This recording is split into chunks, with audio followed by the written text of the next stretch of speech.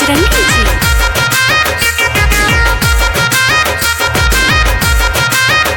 मैं बुलाता हूँ नहीं आती हो, बुलाता हूँ नहीं आती हो, मैं बुलाता हूँ नहीं आती हो, खाली दूर से ललचाती हो।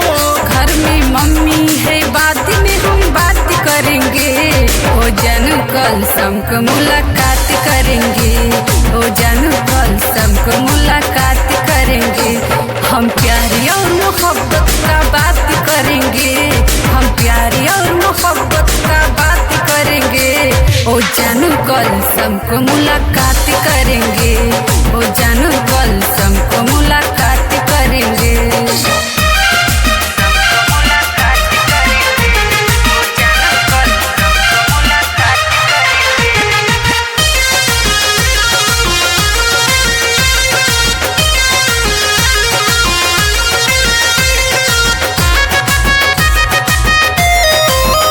खाली फोनवे पे कहती हो, कभी मिलने न आती हो, सिर्फ मीठी मीठी बातों से मेरा मन बहलाती हो।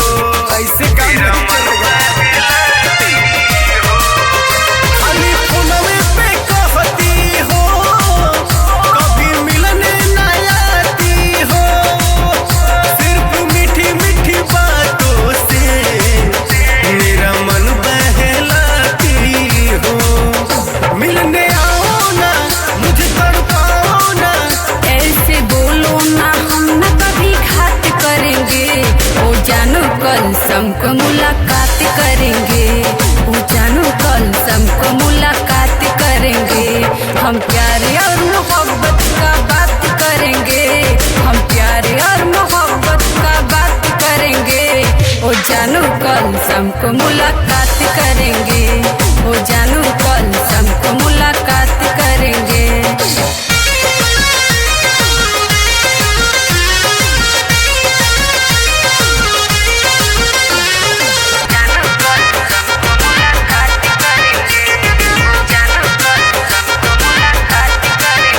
तू बहाना बनाती हो, कभी लाइव न आती हो, आलोक रोमन का चैन चुरा के विकास को अपनाती हो, विकास को अपनाती हो।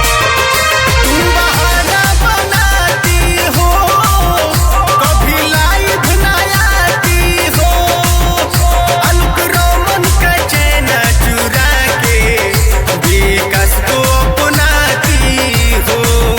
प्यार करती हो फिर क्यों डरती हो। आज सारी सारी रात हम बात करेंगे। ओ जानू कल सबको मुलाकात करेंगे। ओ जानू कल सबको मुलाकात करेंगे। हम प्यारे और मोहब्बत का बात करेंगे। हम प्यारे और मोहब्बत का बात करेंगे। ओ जानू कल सबको मुलाकात करेंगे।